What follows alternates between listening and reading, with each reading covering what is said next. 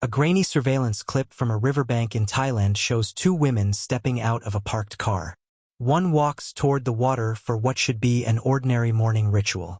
The other doesn't follow.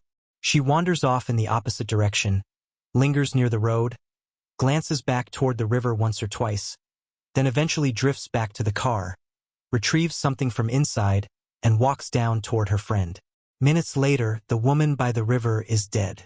And the friend who was standing right next to her when it happened doesn't scream, doesn't call for help, doesn't even seem particularly alarmed. She simply walks back to the car and drives away, leaving her friend's body behind on the riverbank. That footage, cold, unremarkable, almost boring to look at, would become the thread that eventually unraveled one of the most prolific poisoning cases in modern criminal history. A woman investigators would come to link with as many as 15 deaths across nearly a decade and 8 provinces, almost all of them people who trusted her. And when detectives finally understood her motive, it turned out to be almost insultingly small for the scale of destruction it caused. This is the case of Sararat Rangsiwuthaporn, known across Thailand by the nickname the media gave her, Cyanide. Let's decode what happened. Some crimes are solved in hours. Others remain mysteries for decades. And then there are the cases that were never what they seemed. I'm the Decoder. Welcome to True Crime Decoder, where we break down the evidence, expose the deception, and decode the stories behind the world's most fascinating crimes, scams, cyber attacks, and unsolved mysteries. If you enjoy fact-based investigations and documentary-style storytelling, consider subscribing. We uncover a new case every week, and you won't want to miss what's coming next. Now, every clue matters. Every detail tells a story. Let's decode today's case. Ratchaburi province sits just west of Bangkok, a quiet, scenic corner of Thailand known for floating markets, waterfalls, and a slower pace of life than the capital. It's not the kind of place that typically finds its way into international headlines.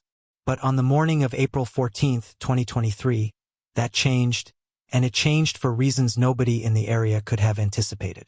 Emergency responders were called to the banks of the Klong River after reports that a woman had suddenly collapsed. By the time paramedics reached her, she had already deteriorated rapidly. Her body, by every account, appeared to simply be shutting down in real time. Bystanders attempted to help. It didn't matter. She was pronounced dead at the scene within minutes of the first call coming in. At first glance, this looked like it could have been a tragic medical event. A sudden cardiac episode, an undiagnosed condition finally catching up with her. Something explainable and, while devastating, not sinister. But almost immediately, small details started to feel wrong. She was young, in her early 30s, and by every account had been in good health and good spirits earlier that same morning. People in their early 30s don't typically drop dead without warning. And then there was the identification problem. She was carrying no phone, no purse, no wallet, no ID of any kind, nothing that could tell responding officers who she even was. In a country, and in an era, where almost nobody leaves the house without their phone within arm's reach, that absence alone was strange enough to raise eyebrows. The break came later that same day. A woman named Thong Pin contacted local police, desperate and increasingly panicked, searching for her daughter. Her daughter, known to friends and family by the nickname Koi, had gone completely silent for several hours. No calls returned, no messages answered, nothing. For most people, that might not mean much. For Koi, it was completely out of character. She ran a business, stayed constantly connected through her phone, and was, by every description, someone who was always reachable. When Thongpin described her daughter to police, the match to the woman found by the river was immediate and unmistakable. Formal identification confirmed what everyone already suspected. The woman who had collapsed and died that morning was Koi, 32 years old, a mother, financially successful, with a stable career in finance and investments, strong family ties, and by all accounts, absolutely nothing in her life that pointed toward this kind of ending. That's the background.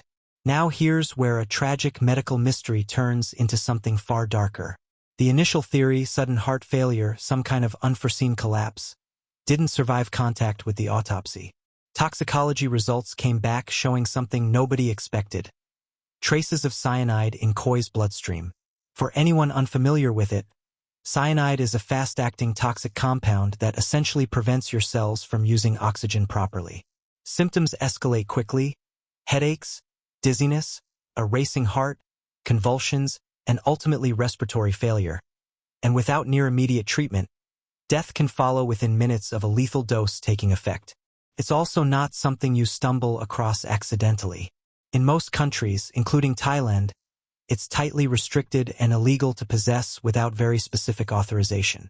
So the question investigators now faced wasn't whether Khoi had died of natural causes. It was how, exactly, a controlled and dangerous poison had ended up in her system, and who had put it there. Everyone close to Khoi was adamant that this wasn't self-inflicted. She showed no signs of distress in the days leading up to her death, no indication of a struggle, nothing consistent with suicide. She was, by every measure, a woman with a life she had every reason to want to keep living. There were other red flags stacking up quickly. Khoi had left home that morning carrying roughly 40,000 baht in cash, along with her phone and handbag, none of which were ever recovered. People who die of natural causes don't typically get robbed on their way out the door. Investigators worked backward through her final morning. According to friends and family, Khoi had traveled to the river to take part in a Buddhist merit-making ritual called Pla Chuksang. Releasing fish back into the wild as an act of compassion, meant to generate good karma. The cruelty of what actually happened to her there, during an act of kindness, wasn't lost on anyone working the case. Local surveillance cameras gave investigators their first real foothold. Reviewing the footage frame by frame, they noticed something significant. Khoi hadn't arrived in her own vehicle. She'd been a passenger, which meant she hadn't been alone that morning. Someone else had been driving. The footage showed that second woman stepping out from the driver's seat and initially following Khoi, before splitting off entirely in the opposite direction. She wandered near the roadside, seemingly with no clear purpose, glanced back toward the river a couple of times, then returned briefly to the car before making her way back down toward where Khoi was. Minutes later, she reappeared moving with noticeably more urgency, got back in the car and drove off, without calling emergency services, without alerting anyone at the scene, without doing anything a person would normally do after watching a friend collapse beside them. Witnesses at the river later confirmed that yes, there had been a second woman with Khoi that morning, and yes, the two clearly knew each other. But this mystery companion never stuck around to explain herself. She vanished from the scene entirely, which, combined with the surveillance footage, raised an obvious set of questions. Who was this woman? How did she know Khoi? Why was she there? And most importantly, why leave the second her friend hit the ground? Khoi's family didn't need to see the footage to answer the first question. They already had a name in mind: Sararat Rangsiwuthaporn. Sararat was 36 years old at the time, previously married to a police officer named Wittoon Rangsiwuthaporn. Although the marriage had effectively broken down, the two were still living together, in housing connected to Wittoon's position on the force. Their domestic situation, to put it mildly, was complicated.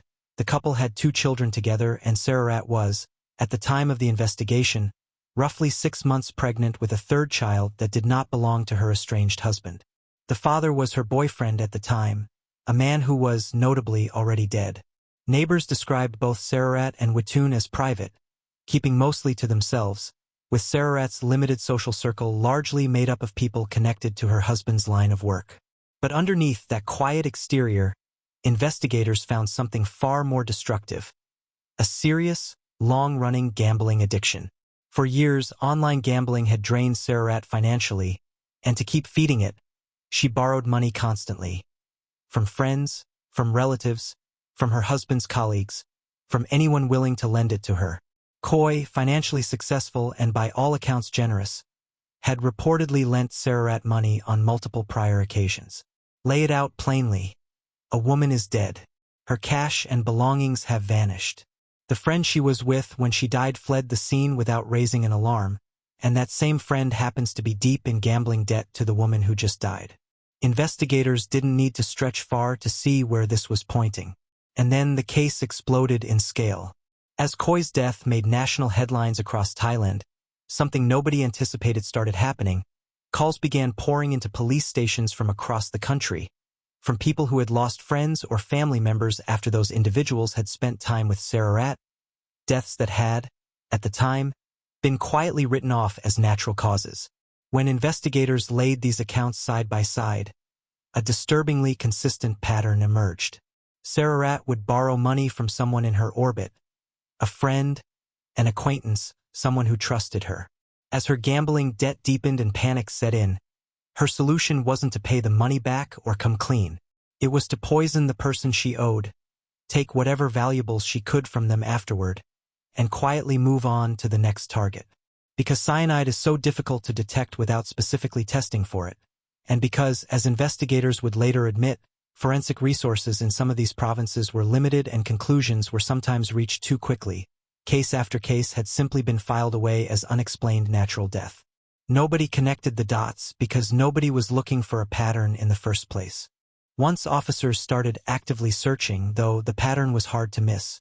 Cyanide had reportedly been administered through food, water, coffee, herbal remedies, cough medicine, and even diet pills. Whatever gave Sararat an opportunity to introduce it undetected.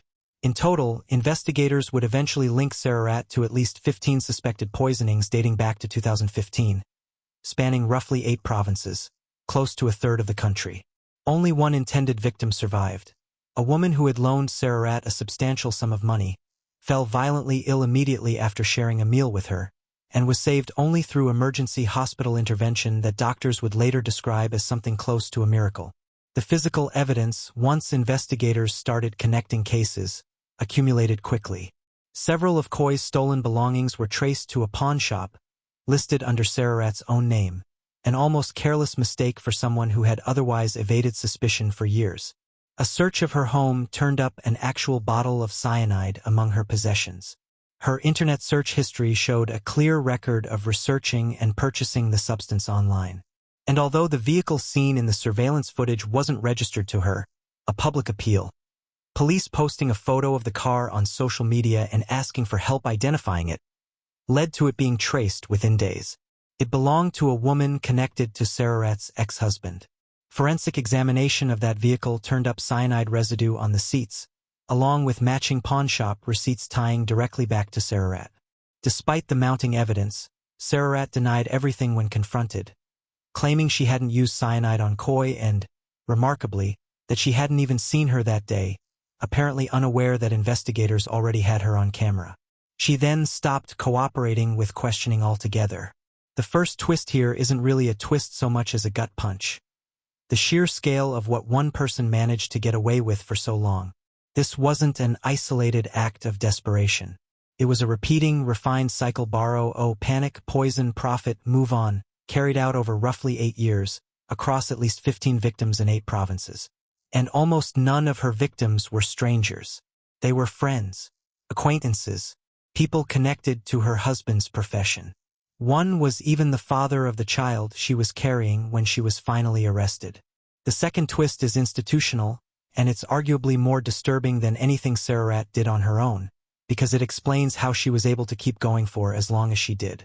Investigators later acknowledged that limited forensic resources, combined with a tendency to reach conclusions too quickly in ambiguous deaths, meant that case after case tied to Sararat had simply been logged as natural causes. Nobody tested for cyanide because nobody had a reason to suspect it. The system wasn't looking for a serial poisoner, so it never found one, until the pattern became too large and too public to ignore. The third twist involves her ex-husband, Wittoon, a serving police lieutenant colonel.